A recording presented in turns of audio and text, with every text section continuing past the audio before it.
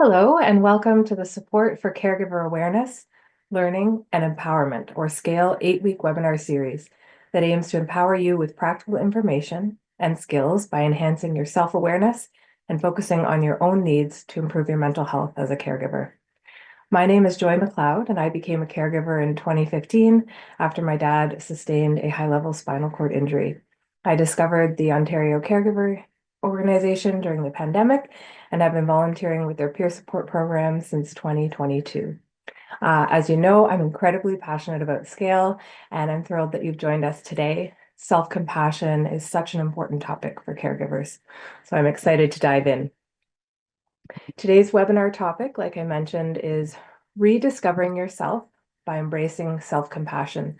Today, Michal will share practical exercises to help you incorporate self-compassion into your daily life. By recognizing your personal strengths and areas for growth, you will learn how compassion can enhance your relationship with yourself and with others. Before we begin, I wanted to take a moment to share that the OCO carries out its work while acknowledging the Indigenous peoples of all the lands that we're on today. This land is home to many First Nations, Métis, and Inuit people, and acknowledging this reminds us that our great standard of living is directly related to the resources and friendship of the Indigenous people. And I'd just like to take a moment to introduce our speaker, Michal Goldstein. So Michal is a clinical social worker and therapist with over 15 years of experience in supporting individuals, couples, and families to build stronger, healthier, and more meaningful relationships. She is also the owner and founder of Creating Connections Counseling Services, a virtual therapy practice based out of Toronto, where she and her team of therapists help individuals and families to reconnect and thrive, even within their challenging life experiences. Michal's professional understanding of the impact of caregiving on one's health and well-being and her personal caregiving experiences have led her to extensive work with the Ontario Caregiver organization and fuels her passion to support caregivers as they navigate their challenging circumstances. Thank you so much for joining us today, Michal, and I'll pass it over to you. Thank you, Joy. So welcome to the 6th week of the SCALE webinar program. We've been together on Tuesday afternoon for a couple of weeks now, discussing different aspects of your caregiving journey and different emotions that come up within that journey. We will be here still for the next 2 weeks as well, same time, where we will discuss more aspects of your emotions through this experience. As part of the program, we also offer group and individual counseling, which you can register for through our website. That link should have been provided to you when you registered for the webinar program, but if not, we will share a QR code on the next slide. The individual counseling is currently full, but I do encourage you to put yourself on the wait list because people do often have to cancel. And if some spots open, we would love to be able to offer them to you. The group support, though, does still have availability, so please feel free to sign up. If you need any support in registering for the counseling, please reach out to us by email, through our website, our phone number, or you can take a shot of this QR code and access the website directly. The individual and group support is really for ongoing support, but if you find that you require immediate support, if any of the pieces that we talk about in any of our webinars or through the individual and group counseling or just on a day-to-day basis bring up very strong emotions for you, there are crisis helplines available for you to contact to get that support right when you need it. Another aspect of the SCALE program is our workbook that you will be receiving by email after today's webinar, and in the spring will be available online as well. Within the workbook, there's a summary of this webinar today, as well as some activities and questions that can help you really explore these topics. So there's a workbook for every week of the program and different activities to further develop this area, whatever the topic is of that week. In addition, there's resources that you can access to really delve further into the topic as well. So our topic today is rediscovering yourself by embracing self-compassion. One of the things I so often hear from caregivers is how they feel that they've lost themselves within the journey of caregiving, that they have a hard time connecting to themselves. So our focus today is really about rediscovering who you are aside from being a caregiver. I'm sure you've all experienced that caregiving has had a significant impact on your identity, on your connection with yourself, on your understanding of yourself, and even who you are as a person has just been changed by your experience, which is so normal.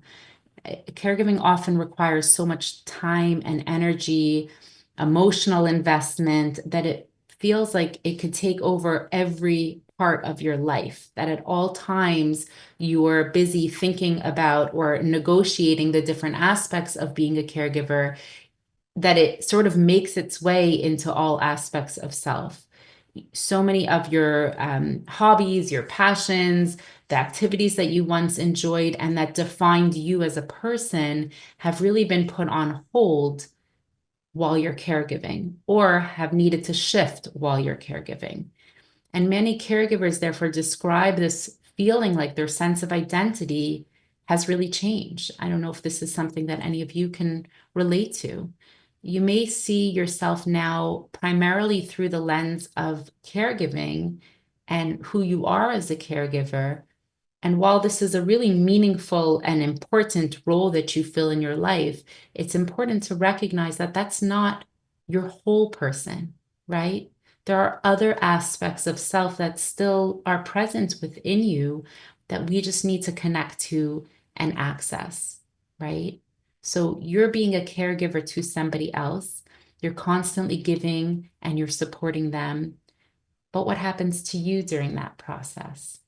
Right? What happens is that you often will get lost in that, right? And so I want to look for a few minutes at the impact of caregiving on your sense of self, on what are the different aspects of caregiving that actually cause this self-identity to shift. And I think that will open up a better understanding for how we then can add to that and explore that further. So the first aspect is that is the shift in your identity that we just referred to. When you're really in the thick of caregiving, your role can become all consuming, right? You're not just somebody who helps out, right? You're not just, oh, I'm doing this nice favor for somebody, or I'm helping, I'm doing this act of help for my parent, for my spouse, or for my child, or for a family member or neighbor. I'm not just doing one act of kindness. It's my entire identity. I step into this role and it surrounds me from all sides. And everything in my life starts to revolve around the needs of the person that I'm caring for. This can make it really hard to just remember who you were before taking on this role, or to figure out who you are outside of your caregiving. And even if you knew who you were, or you can connect to that, the the mere lack of time and the exhaustion may prevent you from actually connecting to and actualizing those aspects of self that you want to address. Another aspect is the emotional impact, right? So caregiving is not just about the physical tasks, it's emotionally draining, right? You might experience just a whirlwind of feelings every time you interact with your care recipient, right? And we've spoken about some of those emotions over the last number of weeks: stress and anxiety and guilt and anger and grief, just to name a few, right? But all of these intense emotions can deeply affect how you see yourself, right? Because if I'm constantly facing such a wide range of emotions and such intense emotions, it can cause me to question my abilities and decisions and my understanding of myself, right? Like, oh, I thought I was a calm person. What's happening with me, right? What are these really strong feelings of anger and resentment that are constantly coming up for me? So it could really, the emotional impact can really cause this disconnect between who you feel you are and who you see yourself as in these moments of caregiving. You might also find yourself doubting whether or not you're handling things correctly, right? And that the emotional impact of that doubt can really impact your self-esteem and your sense of self-worth while you're caregiving. The emotional impact of caregiving isn't something that's really easy to brush off, as I'm sure you can all, many of you are nodding your heads hearing this.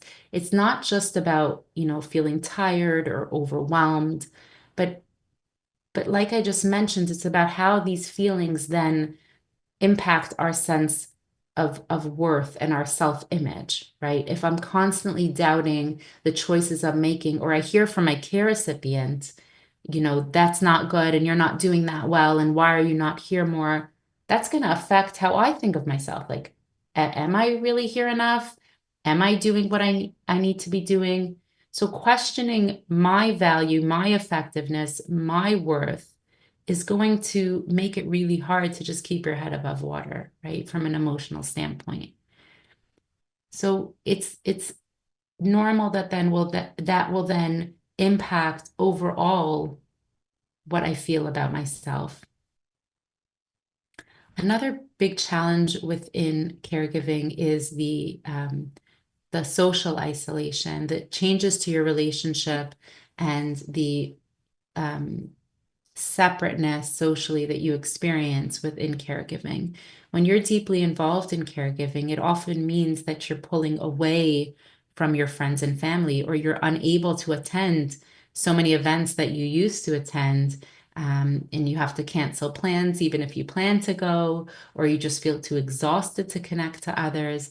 This isolation can often make you feel disconnected from the world, but also disconnected from yourself, because so much of how we understand ourselves is through our social environment, right? Is we're as humans relational beings. We connect to others, and this connection impacts how we see ourselves, how others are relating to us, how we relate to others, what kind of person am I in these social interactions. So when so many of these dynamics shift, and the way that we interact with others changes, and the way we interact relationally with our care recipient changes, this will then impact how we see ourselves, our own identity, and our role within these relationships.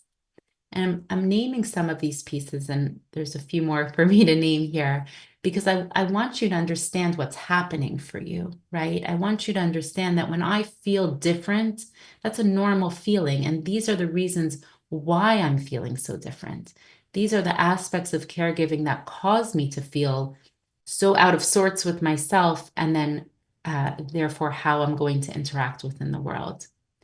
Another key aspect is how, as caregivers, we often tend to neglect our personal needs, just from the sheer fact that we are so busy taking care of somebody else's, right? Just in the hustle and bustle of everything, your personal health, your self-care could take a back seat. So when you're skipping your meals, missing out on your exercise routines, having to take, days off of work, forgetting about the hobbies that you used to enjoy, or just not being able to do them.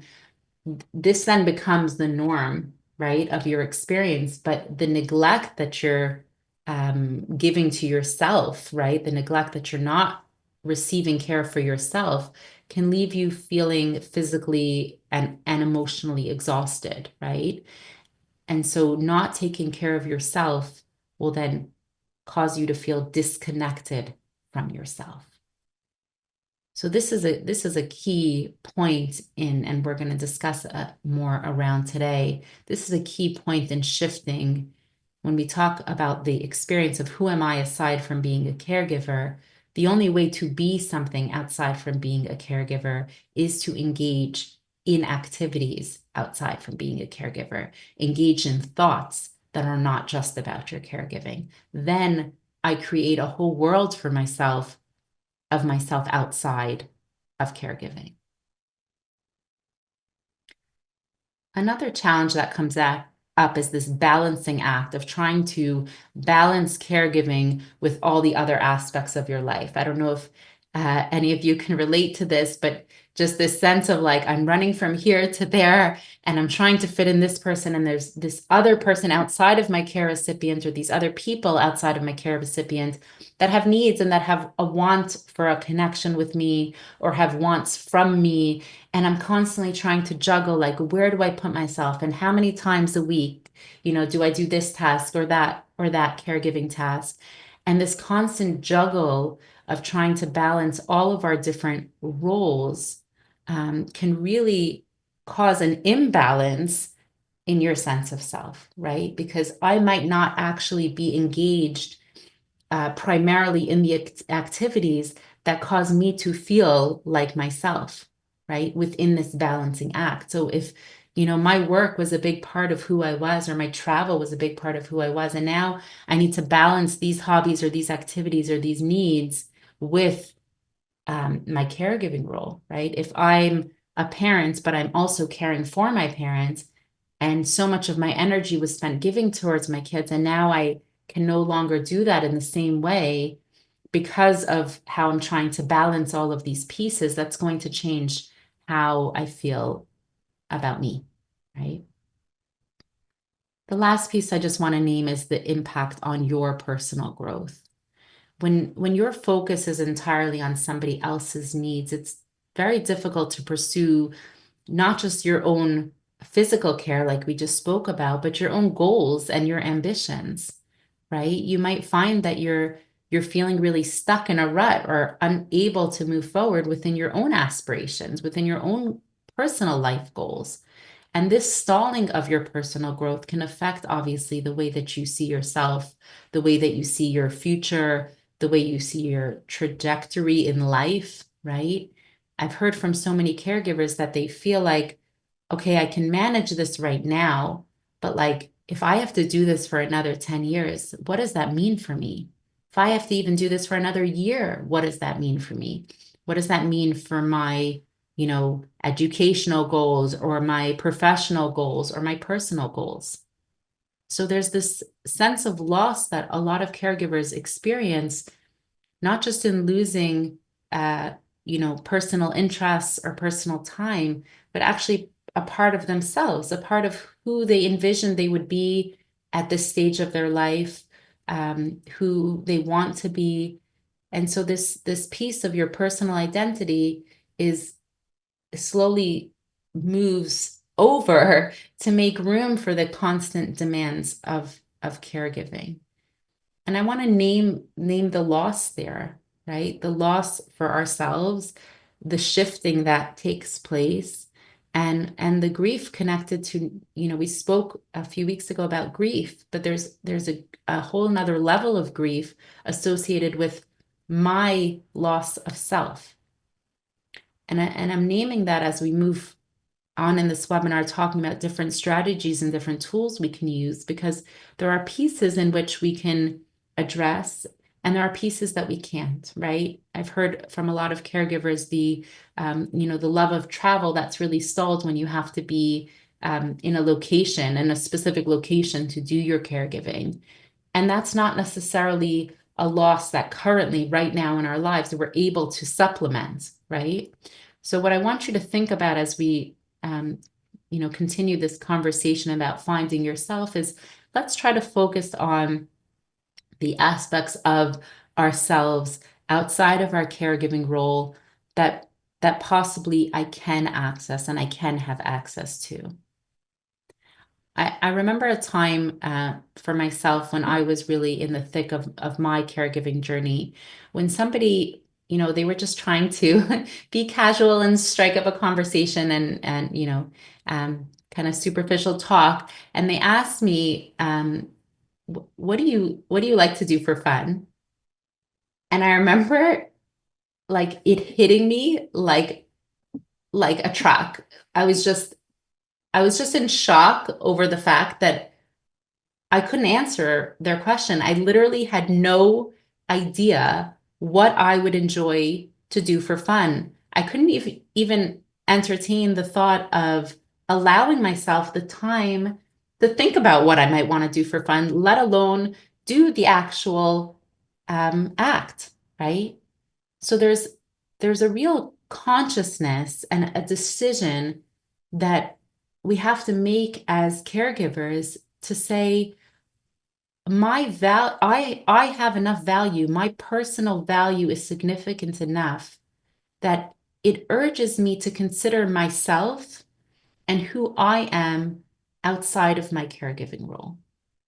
And I hope that some of the pieces that we speak about today will help you raise that awareness for yourself, to help you remember who you are again, right? To help you connect to the things that you enjoy, which luckily I can now answer that question.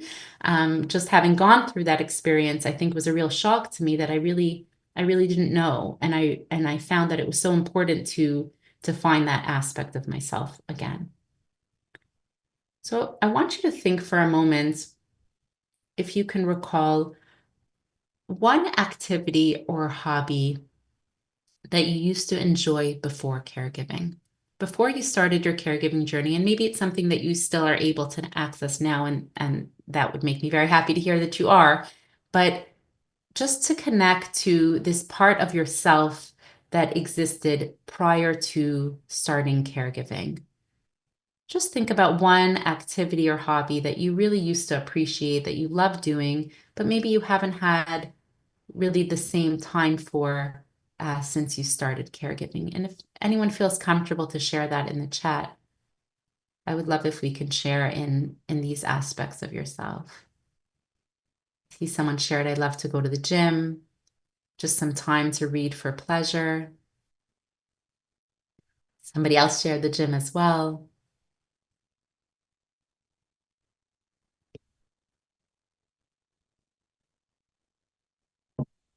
Zumba, daily walks, bike riding, reading, hiking, traveling, long drives and shopping, right? There's all of these activities that we used to love doing, right? And think about how these activities, I see someone wrote being an artist, painting, and other creative mediums.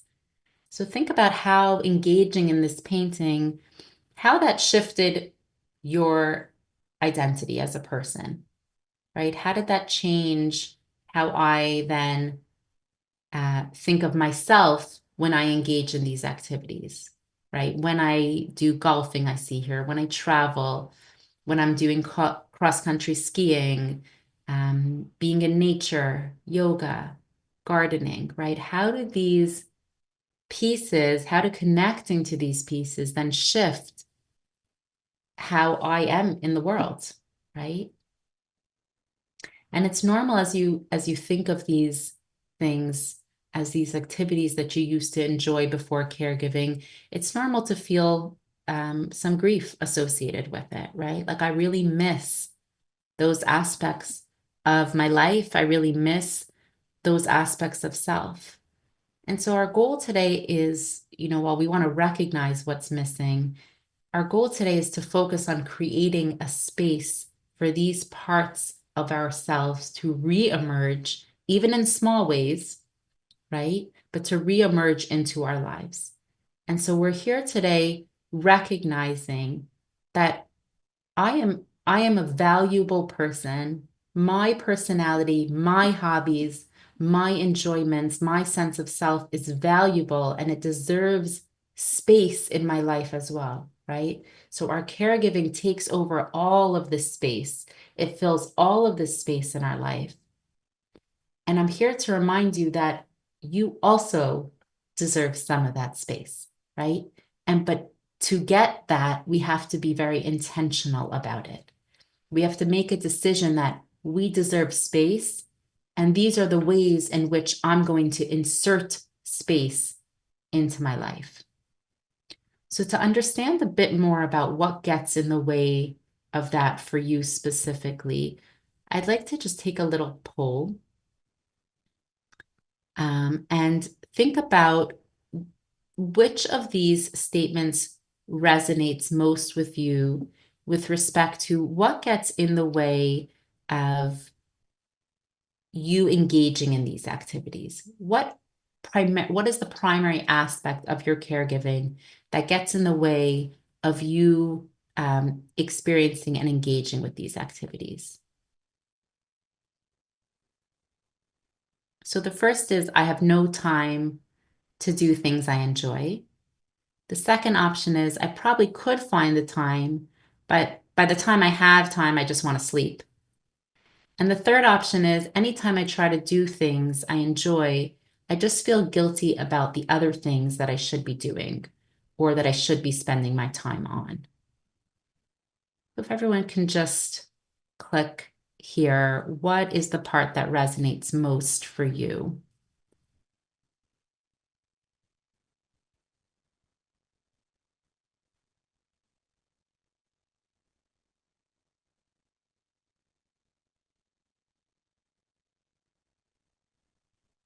Give everyone a minute to read the options and make a choice and just see what feels the most true for you.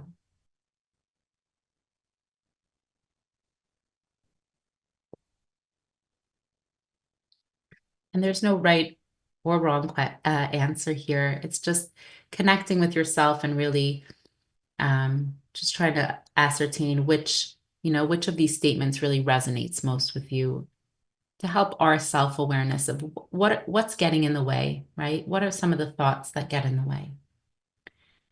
Okay, so I see here, I have no time to do things I enjoy. About 16% of you shared that is your experience.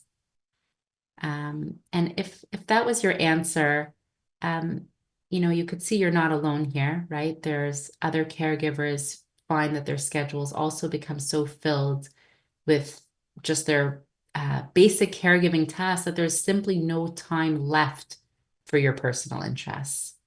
And this lack of time um, can really lead to a sense of loss and frustration, right? As you feel like you're constantly needing to put your own needs on hold in order to do your caregiving. And that's part of that split that we spoke about before and the impact that has on your sense of self. So just keep this in mind for yourself if this is what you've chosen. I have no time to do things I enjoy as we continue our conversation today. About 36% of the caregivers that are here share that I probably could find the time, but by the time I have some time, I just want to sleep, right? Maybe I can go out for a run, but I'm so exhausted that that is not the first thing I choose, right? So it's clear that exhaustion is playing a significant role in how I am able to connect to myself as a caregiver while I'm caregiving, right? So when we're caregiving around the clock, or even the times that we are engaging in caregiving, even if it isn't a full-time activity, it's exhausting, right? All the emotions that come up for us are exhausting. And so any sense of connecting to self or my enjoyment, the things that I do like engaging in, so much of that is overshadowed by sheer fatigue, right? So it's very hard to engage in those activities and to connect to yourself when you're just trying to recover from the demands of caregiving, right? And the last one, which had about 50% of caregivers answer, that anytime I try to do things I enjoy, I just feel guilty about the other things I should be doing or spending my time on.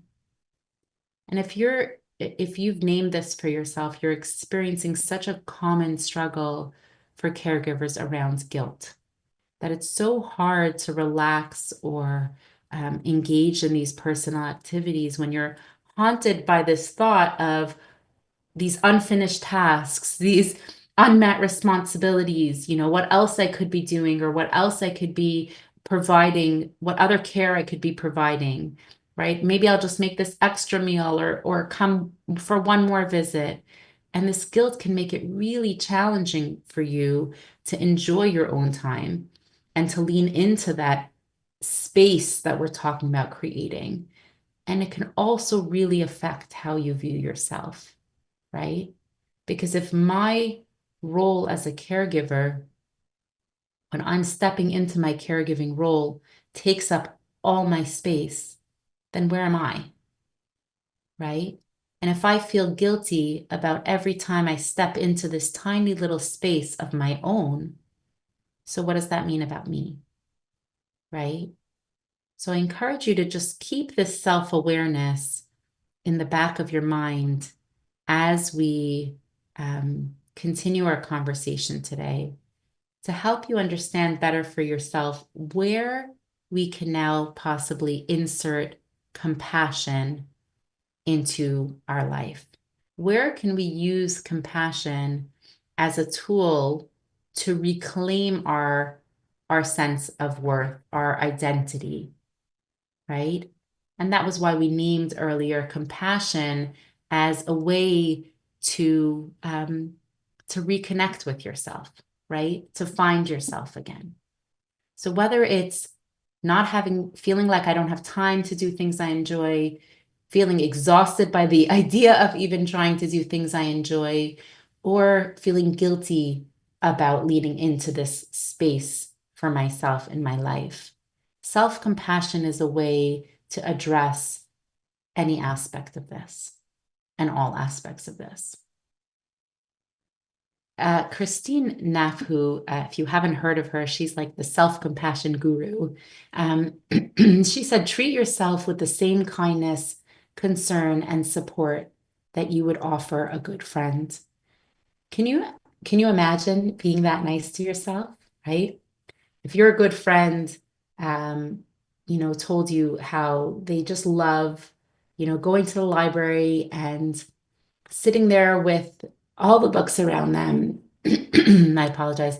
Sitting there with all the books around them and just, sitting there and browsing through books. And she so enjoys doing that. What would you say to her? Right? You would say, go. I will drive you. I will make sure you go there. I will sit there and make sure you sit there and enjoy those books, right? That is the kindness that you would show another person, right? If your friend said to you, oh gosh, I'm so tired, but I only visited my father 3 times this week, and usually I go 4, but I'm just so tired and I think I might be coming down with something. What would you say to your friend? What would you tell them? You'd likely tell them, stay home. It's okay. You've given so much. You've done so much for him. You need to take care of yourself too, right? But unfortunately, we're not as nice to ourselves as we are to other people, right? If we were taking care of ourselves the way we took care of our care recipient, we wouldn't feel as exhausted. We would have the time to give to our needs, and we would not feel guilty about taking care of ourselves. So I want to look at different ways in which we can connect to this concept of self-compassion. What are ways in which we can practice self-compassion in our life right now? So the first is to acknowledge our feelings. Let's take a moment to recognize and validate our emotions, the overwhelm, the frustration, the exhaustion. Instead of pushing these feelings to the side, right? Instead of saying, oh, I can't think about that now because I got to do. I have to, I got to run now. I have to do another errand for my spouse, right? I have to do something else for my care recipient. Allow yourself to experience and process all of the feelings that you're feeling without judgment. And if you can get nothing else out of this program, it's to be able to connect to normalizing all of the difficult emotions that you are feeling. I hope that you've been able to hear from the other caregivers here how normal the frustration is, how normal the anger is, and the stress and the overwhelm. right? And the grief and the guilt. And so acknowledging these feelings for yourself, you are showing yourself and giving yourself this space in your life. Just the mere fact of sitting here with your emotions, not just pushing them away and making space for everybody else, but making a space for yourself where I can say, oh, this is how I'm feeling. It tells us a lot about our value as a person. Another way in which we can show ourselves compassion is by reconnecting with our interests, making time for the activities that bring you joy and fulfillment, re-engaging with these hobbies, re-engaging with my interests, allowing myself to take the moments to do the things that I enjoy can help you reconnect to yourself, because that is an aspect of self. My likes and dislikes are an aspect of self. So if I'm every time I cook, I just cook the things that my care recipient enjoys because it makes it easier. Well, where did my likes go in all of that? So when I can actually reconnect with my interests, reconnect with my likes, then I'm making this space for myself. That's an act of self-compassion, of showing my self-care. Another way, and something that we're going to talk more about in another webinar, I believe it's next week, is around setting boundaries. It's setting boundaries is an essential way to avoid our burnout from happening, right? It might mean that we're scheduling breaks in our day, right? Even just an extra 10 minutes to sit in our car before we run in to the hospital, an extra 10 minutes to stop and get a coffee for ourselves, when we're going to visit our care recipient or going to pick them up. Setting aside these times, these chunks of time, these regular breaks, these moments for ourselves is sending a very clear communication both to others and to ourselves. It's setting a boundary and saying, here is where you end and I begin. And here's the space I'm creating for myself in my life. And I'm putting a boundary around that to protect that space. And we'll talk more next week on how to do that, on how to set this boundary. Another way to show ourselves compassion is by engaging in self-care, just prioritizing our well-being, right? So we made this space and we're saying, okay, on my list of to do, I have to make sure that self-care is on that list, whether it's your gym routine, whether it's taking the time to read, whether it's meditation, whether it's putting on a song you like, whatever that self-care activity is, it's really important to engage in those activities in order to recharge yourself physically and emotionally. And so I want you to think about that messaging. What message am I sending myself if I say, okay, I'm putting in the schedule tomorrow morning that I'm going to the gym? I'm putting that into the schedule, just like I schedule my visits, just like I schedule my doctor's appointments for my care recipients. What am I scheduling in for myself? Another act of self-compassion is forgiving yourself. So being kind to yourself when you fall short or you notice that you're making mistakes, right? When you fall short of what you would like to be doing for your care recipient. When you reach that day that you're not feeling well and you say, you know what? I need to stay home and I'm going to forgive myself for not, making another meal or not providing the best meal, right? I'm going to forgive myself. I'm going to show myself compassion over the challenge that is caregiving and that I'm doing my best within it. So when I, get into an argument with my care recipient or I find myself being shorter with them than I would like to ideally be, I'm going to show myself forgiveness. I'm going to connect to the fact that I'm human and I don't need to hit hit myself on the head with guilt and shame over these mistakes or over these ways in acting which are not most in line with my values. I want to forgive myself and show myself compassion in that way. If you think about the pieces that I've just spoke about, these are the same things that you would show your friend, right? You would acknowledge their feelings. You would, help them reconnect to something that they enjoy. You would support them setting boundaries or engaging in self-care. And you would be forgiving over missteps, right? So that's the direction which we want to keep in mind, to treat ourselves with the same kindness and support that we would give a friend. Another piece of self-compassion is reassessing your role. So reflecting on your caregiving role and possibly making adjustments to that role and how you engage in that role as needed. And part of that will be around setting boundaries, like we'll speak about next week. And part of this just might be around, are there things that I'm taking responsibility for that maybe I don't need to? Are there things that I'm engaging in that maybe I don't need to? Often when we take the time to stop and think about those pieces, we might uncover different layers that maybe don't need to be there.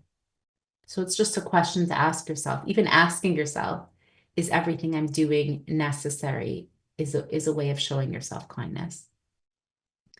And the last way is by celebrating small wins, right? Acknowledging and celebrating the small victories, the small things that you're doing on a day-to-day basis, these moments of connection that you're showing yourself, these moments of compassion that you're showing yourself, these little spaces that you make for yourself, the room that you make for yourself, recognizing the small, good choices or decisions or positives within your, day-to-day tasks that you are proud of, that you're able to pat yourself on the back and say, great job, because that's exactly what you would do for a friend. So by integrating some of these practices into your caregiving routine, it helps you really create a healthier balance between the space that you're making for your care recipient and the space that you're making for yourself. Affirmations are also a really helpful way to help us remember to do these things, to do some of these self-compassion tasks. I've just put two up here on the screen, but any affirmations that really resonate with you, what I've written here for anyone who can't see is you owe yourself the love that you so freely give to other people. So that's just a way to remind ourselves the same compassion that I would show somebody else. What would that look like if I turned that inward, right? What would that be like if I showed myself that compassion? And self-care is giving the world the best of you instead of what's left of you. I love that one because it's so easy to just do for other people. And then what's left is exhaustion, right? What's left is I can't even think right now about doing something for myself, and I don't have any time left at the end of that. So giving yourself in order to give to others is a way in which you're not just giving yourself what's left. So these are just two examples. Anytime you read something that you connect to, or you see an affirmation that you connect to, or any one of these, in the workbook, there's one or two as well. Write that down for yourself somewhere to remember the importance of connecting with yourself and allowing yourself this time, allowing yourself to rediscover who I am as a person, what's important to me, what do I enjoy, what do I like doing. So I'm going to pull up a list of many activities, different activities, and I want you to think about what from this list is me, what excites me, what do I want to be doing? And this, if you see over here in the corner, the journal icon, this list is also in the workbook that you have.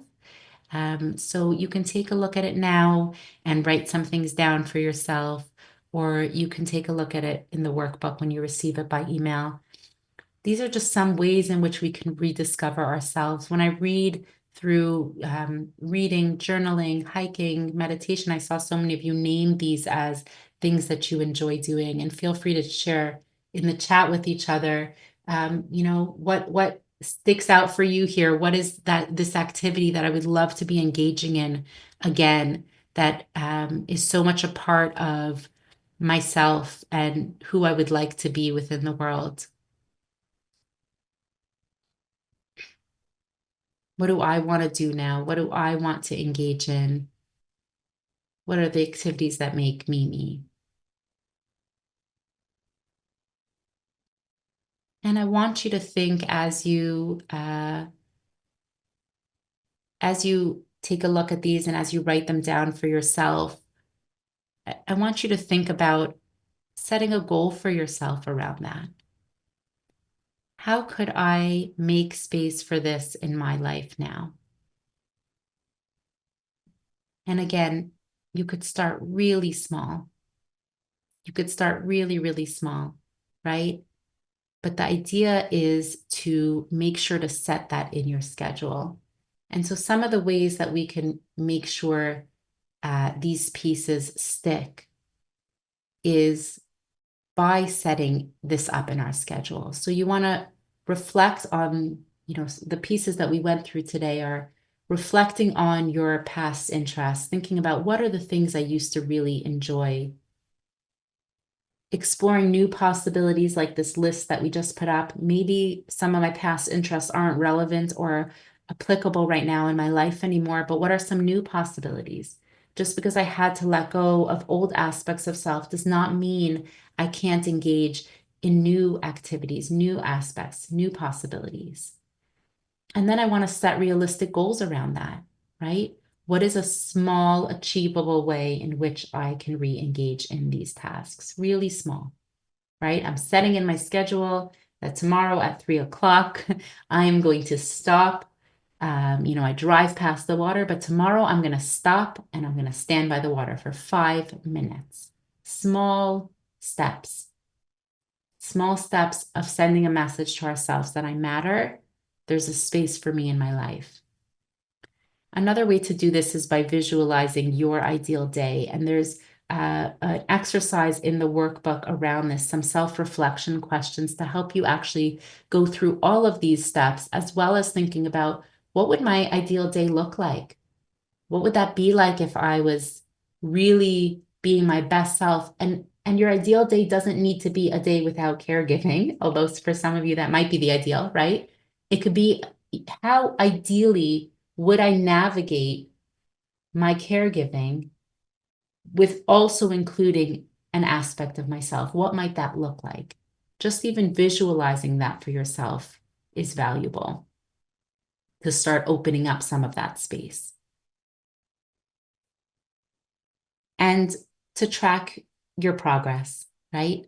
Keep a log for yourself of what you tried out, how it made you feel. And again, in the workbook, there is a prompt around this to reflect on this for yourself. How did it make me feel when I engaged in that? That in itself can help with our motivation around taking some space for ourselves. And the last one is to reflect on your feelings.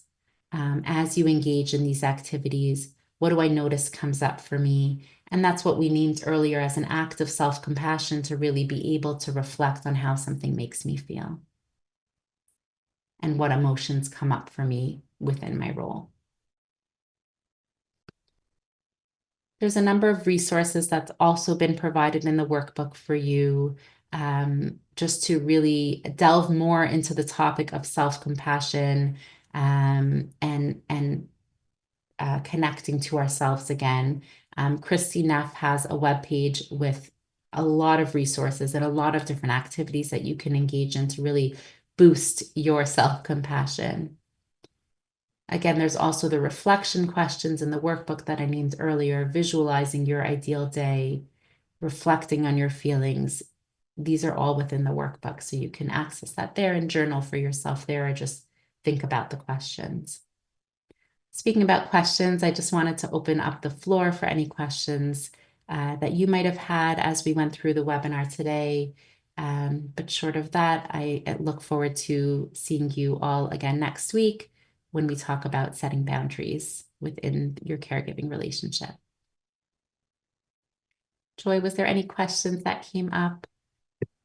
Yes, thank you so much, Mihal, for this session. This is one of my favorites. I might say that every week, but but particularly, I think this is such an important topic.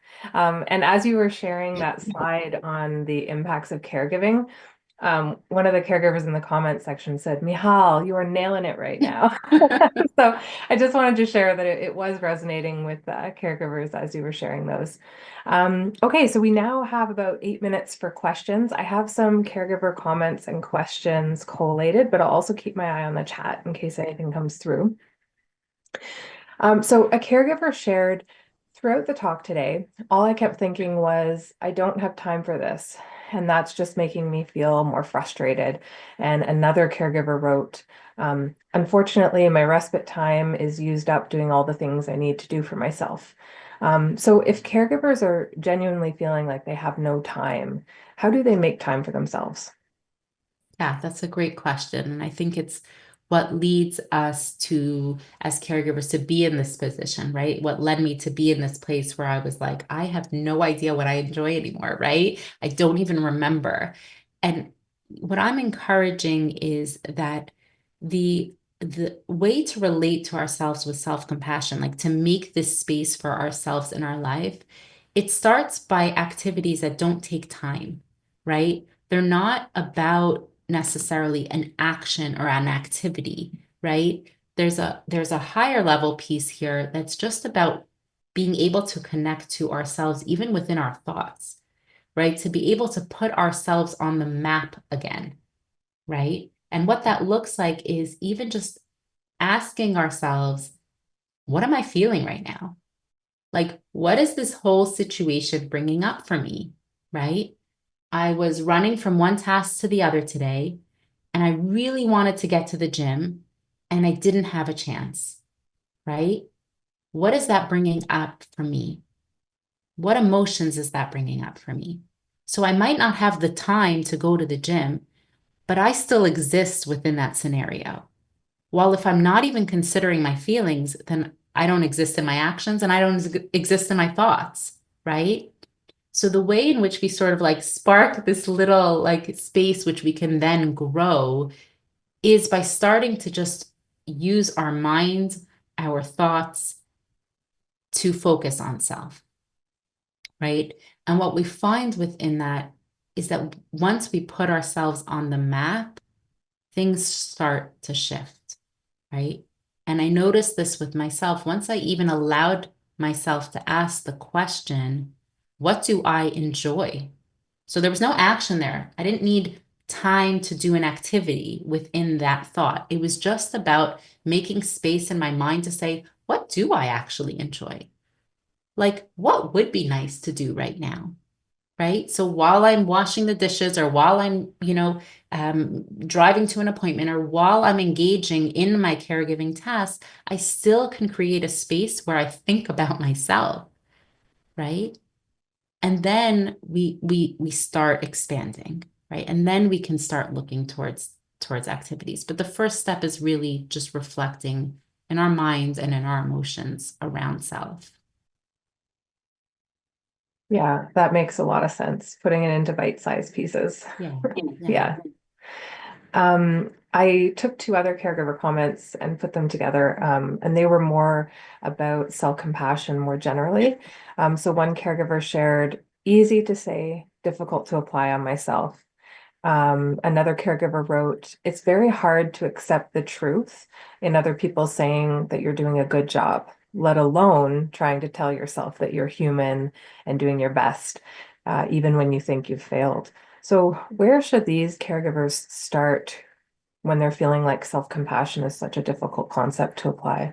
Yeah, yeah, for sure. It's easy to say, like, oh, I'm going to be just as nice to myself as I am to my friends. It's way easier to not be critical of other people than it is to be critical of ourselves. And that's very much a pattern that so many people fall into of this self-critique of, think of myself so harshly, having these really high expectations of myself. And self-compassion feels really hard to fit into that. What I find is that engaging in these self-compassion activities, even if I'm not connecting to it, really like the action versus the feeling behind it, really does shift something for us. So there's in the workbook, there's a self-compassion exercise that you can try out on Christine Neff's website. There's a lot of different activities, including a self-compassion meditations that you can access. So these are really good ways in starting to incorporate that voice into our own head, right? We often lean into the self-critical voice. And so learning a self-compassion voice and inserting that into our mind is a skill that we really have to build, right? Noticing when we're being self-critical is probably the first step of that, right? And just even naming it as that, like, wow, I'm being really critical of myself right now, right? So being able to name that for yourself helps you, open up some room to say, okay, what's another option here? So engaging in these self-compassion activities really just starts to like trickle that mindset slowly into our mind, and I find that you start to pick up more on when you're being critical, when you have that other voice in your mind, even if it's not your voice, even if it's Christine's voice or anyone else who talks about self-compassion, right? Even if it's their voice in your mind versus the critical voice, it helps us notice when we're being critical a little bit better. Yeah, definitely. And I think you hit on something really important when you said, it's a skill. Like it's not something that, we might be experts at right away. It's going to No. take practice. And yeah, I found Dr. Neff's website very helpful. Yeah, I saw someone just put in the chat that they Yeah. have the link right on their phone, and that's amazing because we need reminders. Like if it's not our natural go-to, and if, very often we have the critical voice from our own mind, but we also have it from our care recipient or from our previous, childhood caregivers, and that voice in the back of our mind, this critical voice, is really hard to not listen to, right? It's really hard to focus on another voice. And so the consistency of reminders like you are important, you are valuable. Like, what would my friend tell me right now? What would they say to me? What would the other caregivers here today say to me? Right? Putting that, starting to insert that voice in our minds is what's going to help us shift and maybe sometimes insert it from ourselves. Mhm. I love that. What would the other caregivers in scale say to me? That's a really great one. Yeah. Yeah, and a caregiver commented in the chat there about the self-compassion break. I think that is such a great exercise, and yeah, it took me a while for it to feel natural, Yeah. but yeah, it's worth the practice. Yeah. Okay, so I'm just gonna one final quick question if we can. This is a bit more broad, but a caregiver asked, "How do I get more attuned to my emotions?" hmm So definitely like working through the topics that we have been in the webinars. And if you haven't seen the previous webinars, I would encourage you to kind of sit with some of those because just hearing and talking about these emotions is a great way to start getting more attuned, right? Because you're like, oh, wait, that sounds familiar and that sounds familiar, right? As you're hearing somebody else talk about their emotions or their experiences. So that's definitely one way to help. The group supports that we have as part of this program also are another great way to hear other people expressing certain emotions, which could possibly help you become more attuned. And the last thing I would say is just giving yourself the time to actually listen to what your emotions are telling you, right? Sometimes we don't even give ourselves space for that, right? So saying, at a certain time of day, I'm going to allow myself, like actually giving yourself permission to listen to what I am feeling. I'm going to sit down with my feelings. I'm either going to write them down, right? If anyone's done one of those like emotional dumps on paper. They're amazing. You just write, or even like into a recording. I like that as well. Like you don't even need to write, you just talk and just say everything that's coming to mind. You often find that you're saying things and writing things that you didn't even know you were feeling, right? You didn't even know that that's what was happening for you. So these are just good practices to start like being able to hear, like, what am I feeling? I don't know. We don't always give ourselves the time because we're so overwhelmed. And that's why being able to just reflect on our feelings is an act of self-compassion. It's an act of saying, I matter and I deserve this space in my life to even know what I'm feeling. I hope that answers the caregiver's yeah, Yeah, question. that is an absolutely perfect place to leave us today. That is a great last statement. Thank you so much, Mihal. Again, this was, such great information to share today. Really appreciate it. And thank you to everybody who joined us today. It was very nice to have you and have you contributing to the chat. We will sign off for today. Thank you so much. Thank you, Joy.